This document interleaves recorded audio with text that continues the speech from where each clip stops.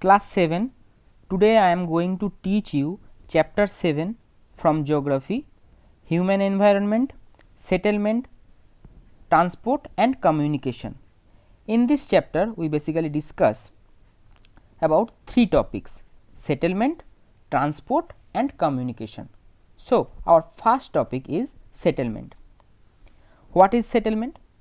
It is a place where people build their homes or houses, live close to one another and interact with each other, carrying out various occupational activities which help in making life more comfortable. That is called settlement. Now, water bodies, plain, fertile land, climate, etc. influence settlement of people in an area. Remember those influence factors: water bodies, plain and fertile land, climate, etc. Now, there are different types of settlements we can see. Some are temporary settlements and some are permanent settlements. Now, first type is temporary settlement. What is temporary settlement? Settlements which are occupied for a short time are called temporary settlement. In temporary settlement, people in temporary settlement practice hunting, gathering, shifting cultivation and transhumance. I hope you know that what is the hunting and gathering, but you do not know the shifting cultivation and transhumance. Now, what is transhumance? Many herders practice transhumance in temporary settlement. Now, transhumance means the movement of livestock from mountain pastures to lowland pastures in the winter and from lowland pasture to mountain pasture in the summer, that is called transhumance. Okay. Now, another type of settlement which is the permanent settlement. Permanent settlements, we know that where we live for permanently, that is called the permanent settlement. There are also two types of permanent settlements: rural settlements or urban settlements. First one is rural settlements. Now, what is rural settlements? In the rural settlements, people are engaged mainly in primary activities, means your agriculture, animal husbandry, forestry, fishing, etc.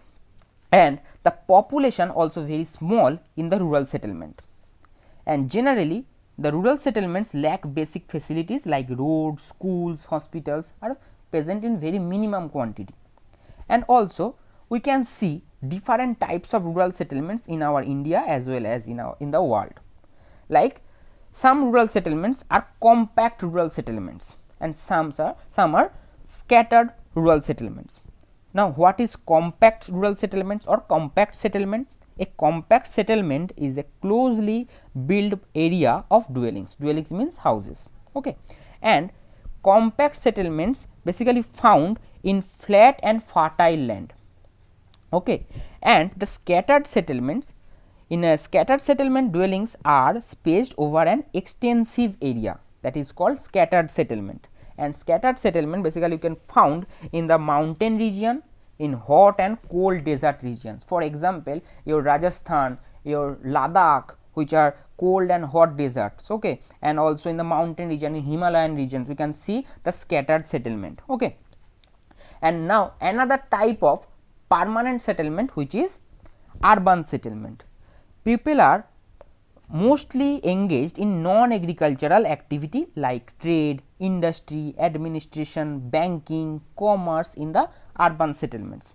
And in the urban settlement have comparatively dense and large population. We see in our Kolkata that population is more huge in the Kolkata urban regions and require, for that reason, require more amenities. We need lots of facilities, and also we have some lots of facilities like schools, hospitals, road networks, railway networks are very much in the urban regions. Then move on to our second topic of this chapter, which is the transport. Okay. So, first the four main forms of transport. Which are the main four forms of transport? Roadways, railways, waterways and airways. Remember that main four forms of transport are roadways, railways, waterways and airways. Let's discuss one by one each. First one is roadways. In our India as well as in the world, we can see very dense roadways network, and also in our India. We know our country is very vast country. This is somewhere mountain, somewhere plains, and somewhere plateau regions. Basically, in the plain region, we can see some dense roadway networks. Okay, so in the some urban regions also, like your Kolkata, Mumbai, Chennai, Delhi, where we can see the dense roadway networks. Now, in roadway networks, we can see lots of advantages. Like number one, cost of construction is very low for roadway construction. Second one, low cost of transportation for small quantity of goods, that is also a advantage of roadways. And third one is provide door to door service by roadway networks, roadway service transport. Then connecting other modes of transportation, for example, roadways connect airways and waterways. So, that is why the point connecting other modes of transportation. Okay. And we can see different types of roadways in our India, like national highway, state highway, golden quadrilateral super highway. Now, what is national highway? National highway are those connect the all major cities of the country, that is called the your national highway. For example, you can give GT road, Grand Trunk road, which is the NH, National Highway 1. Okay.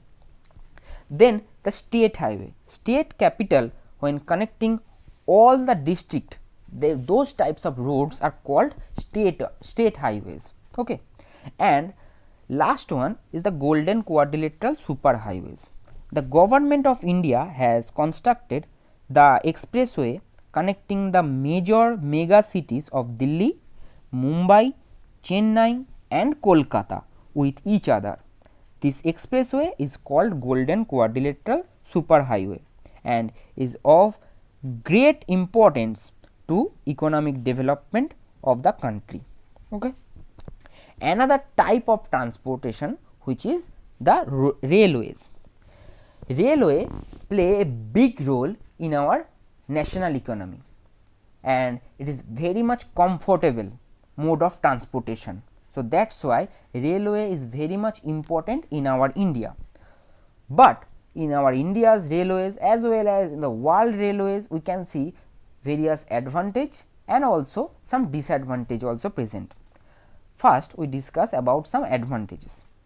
Number one advantage of railways, which is this is the fastest means of land transport and most suitable for long distance traveling, and this cheapest means for transporting heavy goods, and eco-friendly. Railways are very much eco-friendly, the roadways are not eco-friendly. Okay. And some disadvantage of railways: the construction of railway lines depends upon the relief features. Relief features means the terrain, which type of terrain on that region, that is plateau, that is plain, or that is mountain. If there is a mountain regions or plateau regions, their railways networks are not so developed. Okay. But in the plain regions, we basically can see the developed railway network in the plain region, and the climatic condition also very much influence in railways.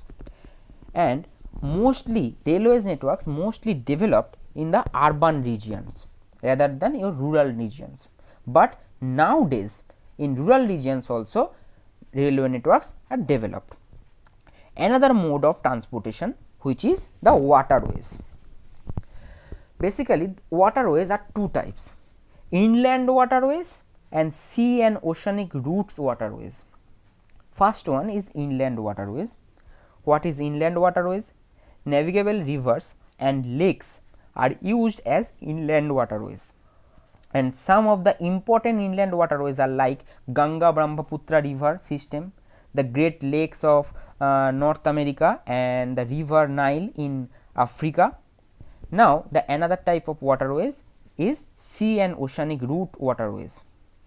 They are mostly used for transporting merchandise and goods from one country to another and also connected with the ports. Some of the important ports of the world like Singapore and Mumbai in Asia, Mumbai in our India also, and the Haldia port also in our India, then New York in North America, etc. And the last type of transportation, which is the airways. It is the most prestigious mode of transportation. So, first point or first advantage you can say of airways, it is the fastest among the all transportation mode and also comfortable and prestigious mode of transportation. By airway we can cover all the terrains like mountains, desert and ocean. The only problem in the airways which is that it is very much expensive. For that reason lots of people cannot afford this airways service. Okay, I hope you can understand this chapter. Now the third and the last topic of this chapter, which is the communication. Okay, in the what is communication? Communication is the process of sending and receiving messages and ideas, that is called communication. And there are two types of communication, maybe that is personal communication and also can be mass communication.